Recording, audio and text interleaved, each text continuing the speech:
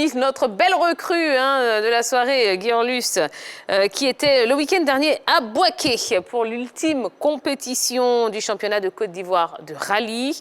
Alors, Orlus, quelles ont été les nouvelles du côté du Bouaké? Eh bien, Tia, l'événement était attendu par tous et principalement par les habitants de la ville de Bouaké. Il s'agit du rallye d'Assini délocalisé dans le Bouaké. On va se faire un petit point de ce qui s'est passé en images et c'est dans cet élément. Les 10 et 11 décembre dernier, la région du Bouaké a été témoin de la 8e édition du rallye d'Assini. Pour cette première dans la région depuis environ 10 ans, 14 équipages sur les 17 attendus ont pu prendre le chemin des pistes. Comme annoncé par les organisateurs, c'est le vendredi que les hostilités ont été lancées avec la spéciale pour déterminer l'ordre de départ des écuries pour la compétition. La course en elle-même a connu son dénouement le samedi au bout de 7 heures de route. Au classement général, Gary Shane et son copilote Romain Comas ont terminé premiers, dominant ainsi le RCAA, confortant ainsi leur place de leader incontesté du rallye en Côte d'Ivoire. Bon, qui parle de rallye ivoirien parle bien évidemment de Gary Shane. Alors avec ce succès, est-ce qu'on peut dire que Gary Shane est définitivement l'ogre du rallye Made in Côte d'Ivoire? Oui, on va dire effectivement, parce que sur ces 10 dernières années, on a eu un Gary Shane qui a été 5 fois champion de Côte d'Ivoire avant cette dernière. C'est dit déjà qu'il a sa suprématie sur cette compétition.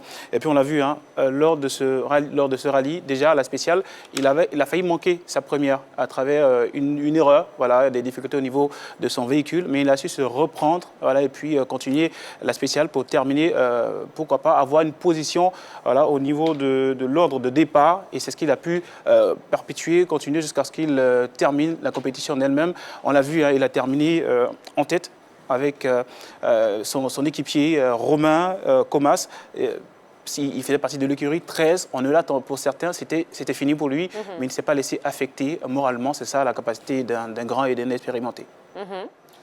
Non. En plus même du rallye, il court aussi chez les SSV. Oui. Et là encore, il est souvent favori. Même sur la dernière course des SSV du côté d'Assini, il a eu son véhicule cassé. Mais aujourd'hui, quand on parle de rallye en Côte d'Ivoire, le premier nom qui vient en tête, c'est Gary Shane. Feu Soumaro Moriféré est parti. C'était quand même son véritable concurrent. Mais aujourd'hui, quand on parle de rallye, visiblement, le premier nom qui vient en tête, c'est Gary Shane. Oui. Et il continue, de dominer toutes les courses, il continue de dominer le rallye en Côte d'Ivoire. Et bon, visiblement que peut-être d'autres pilotes se réveillent pour une bonne concurrence afin qu'on puisse avoir, d'autres noms qui vont être cités quand on parlera de rallye. D'accord. Oui, Jean-Philippe? Non, ce qu'il faut noter, c'est que cette saison, Gary Shane a fait ce qu'on pourrait appeler le Grand Chelem. Il a remporté toutes les courses qui ont été disputées cette saison. Et je pense que c'est une première en Côte d'Ivoire. C'est dire à quel niveau le garçon a mis la barre très haut. Il s'est préparé durant cette saison-là pour faire quelque chose de complètement extraordinaire. Il faut noter que Gary Shane, aujourd'hui, il est dans une catégorie, il est de la catégorie supérieure, celle des 4 roues motrices. Dans ce rallye, on a vu certains garçons, si on peut le dire ainsi, qui ont démontré de très belles prédispositions, notamment Alexandre Barbary, qui lui évolue en 2 roues motrices, mais qui pourrait s'affirmer dans les années à venir comme un potentiel challenger pour Gary Shane, lorsque peut-être il décidera d'aller au niveau des 4 roues motrices. Gary Shane, comme on l'a dit, n'est plus à présenter. C'est sûr que déjà, avant l'entame même de ce dernier rallye, il était champion de Côte d'Ivoire, mais il a assuré le spectacle là-bas. Et on attendra de voir les saisons à venir, quels sont ceux qui véritablement arriveront à lui disputer cette suprématie. Voilà, étant donné qu'il parle de relève, c'est important de le rappeler. Il y a des jeunes qui ont participé à cette compétition, à l'instar de Aïssata Soumaro, la fille de Soumaro Moriféré, qui a fait un sans faute, passant par la spéciale de qualification jusqu'à la compétition elle-même. Derrière aussi, il y a les frères André Kwasi Lenoir et Marcel Kwasi Lenoir qui ont été les meilleurs jeunes de cette compétition, sans oublier que Aïssata Soumaro a été la meilleure, va dire, pilote féminine. Donc c'est dit déjà qu'il y a de la relève.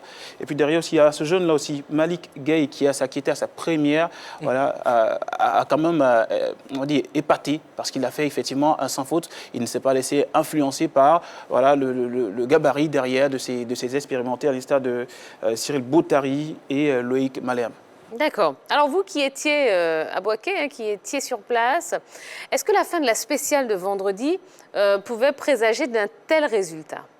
Oui, c'est effectivement parce que quand on regarde le classement, voilà, on a Garichen qui est en tête, suivi de Cyril Boutari et Benoît Chapalin, si je prononce bien. Et puis on a en troisième position Loïc Malherbe et Thierry Briand.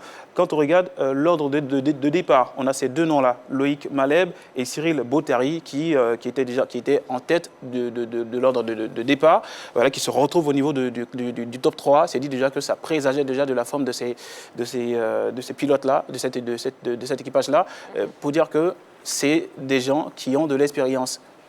Garichen, il était à la 13e position du top de départ. C'est certes, mais c'est des gens qui, on va dire, ne jouent pas avec le maniement, voilà, du volant et puis aussi le travail sur les pistes.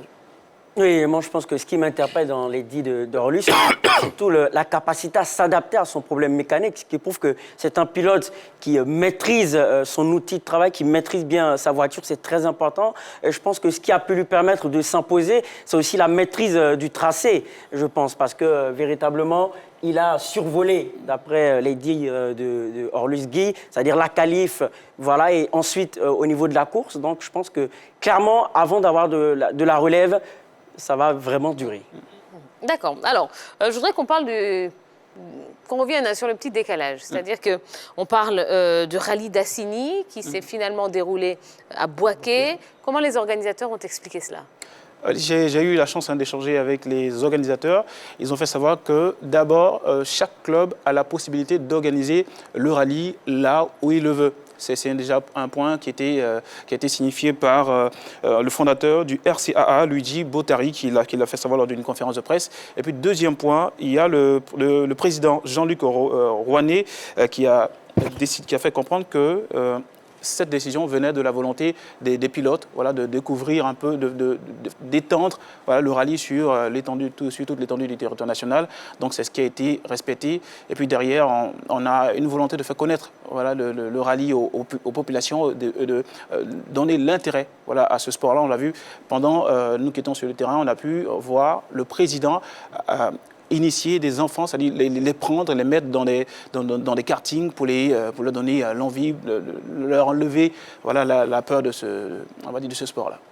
Alors, expliquez-nous un petit peu, vraiment, il y a eu de l'engouement par rapport à ce rallye. Effectivement, je pense qu'il y a eu environ 3000 personnes, des populations qui ont répondu présentes avec des acclamations et tout ça. On a certains qui jouaient avec vous connaissez les tricycles, on sait la capacité, on sait comment, c'était maîtrise, on va dire, cet engin-là, derrière tout à la fin de chaque des compétitions, à la fin des différentes étapes, et se permettait de faire des tours derrière, dire quelque part qu'ils ont aussi de la volonté. On sait que Boaké, c'est une ville voilà, du rallye. Il y a un peu longtemps, il y a environ 10 ans de cela, voilà, mais qui a perdu cette habitude-là que, on va dire, la fédération veut redonner à cette population. D'accord. Bon, alors, vous avez rencontré un pilote pas comme les autres. Parlez-nous un petit peu de lui. Oui, il se nomme, permettez-moi, je rappelle son nom parce que c'est un peu lent, il se nomme Camille Matteo Joseph Rouanet. Il est âgé seulement que de 6 ans, mais il fait du karting. Selon les dires de sa mère, c'est un véritable passionné. Il est, on va dire, multitâche, capable de faire du taekwondo, capable de faire du surf, capable de faire du ski. On va se permettre un élément qui le met, on va dire, en exergue, et aussi sa mère qui montre combien de fois elle le soutient.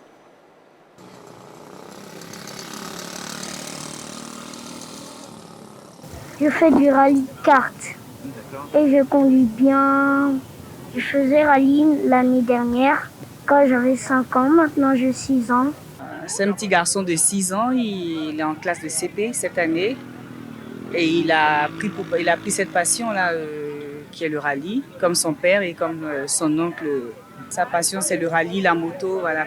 Plus tard, quand il va grandir, il voudrait tout faire, en fait. Même être pilote d'avion et tout. En tant que mère, j'aurais dû avoir Oui, un petit stress, mais non. C'est un enfant, quand on le met au monde, ben, on le laisse vivre sa passion, en fait. On l'encadre juste pour ne pas qu'il déborde et tout, pour ne pas qu'il s'oublie. Sinon, ça va. Ben voilà, je sais plus, ça doit être vous, Henri Jo, qui parliez de relève derrière Gary Shane. Bien sûr. Ben voilà. Camille Rouanet. Et il faut les suivre, hein. Il faut Eh, les mais suivre parce qu'aujourd'hui... notez son nom quelque part. Hein. Il faut les suivre parce que déjà, tout à l'heure, nous avons évoqué Verstappen qui a fini champion du monde en F1. Il faut savoir qu'avant d'arriver en F1, presque tous les pilotes commencent au karting. Et c'est à partir de ce moment-là que on commence à détecter si oui ou non vous avez quand même du potentiel pour pouvoir ensuite aller en F3, F2 et puis arriver en F1. Donc voilà, c'est peut-être un garçon qu'on doit suivre pour pouvoir peut-être avoir dans les années à venir, pourquoi pas, un Ivoirien en F1 ou peut-être dans le rallye. Eh oui, donc Camille Rouanet, hein. Ah ben, belle découverte. Allez, le mot de la fin. Oui, il faut dire, parlant de relève, il y a des pères, on va dire, pilotes qui essaient de donner, on va dire, le goût du rallye à leurs enfants. Parlons bien sûr de M. Fané, qui a ses enfants qui ont participé à cette compétition. Il s'agit des frères Fané, Salif Fané et Fané Fatimata. Il y a aussi Ibrahima Fofana, voilà, qui a son père, qui est un ancien champion de Côte d'Ivoire de rallye. Il s'agit de Fofana Asendo, pour dire quelque part que la relève est en train d'être préparée. Eh bien, merci beaucoup, Orlus. Ouais, le plaisir est partagé. Vous revenez quand vous voulez? Ça marche. Ou bien vous restez avec nous? Si vous le voulez, je pense qu'on va marquer une pause. Vous voulez marquer une pause? Oui, je vais marquer une pause. Ah, carrément. Il est tellement essoufflé qu'il faut une pause. Oui, c'était le stress. C'est important. Bon, eh ben, merci. J'ai pris grand plaisir à être avec vous. Hein. Oui, ben vous revenez quand vous voulez. Surtout avec la déco et tout ça, je me prépare déjà à la... C'est les deux, là. C'est la déco de Jean-Philippe. Ils ont bossé tout le week-end. Félicitations, Jean. Merci beaucoup, merci beaucoup. Allez, on va marquer une toute petite pause. Voilà, juste après la pub, hein, eh bien, on reviendra avec pas mal de sujets. Hein. On parlera évidemment de l'élection de Samuel Eto'o à la tête de la FECAFOOT. Hein, et ça fera l'objet de notre question LGT de ce soir, je vous la rappelle. Donc l'élection de Samuel Eto'o annonce-t-elle le renouvellement de la classe dirigeante africaine? N'hésitez pas, exprimez-vous via la page Facebook de la 3 et préparez vos téléphones. Hein, ça se passera au 27 21 59 93 99. À tout de suite.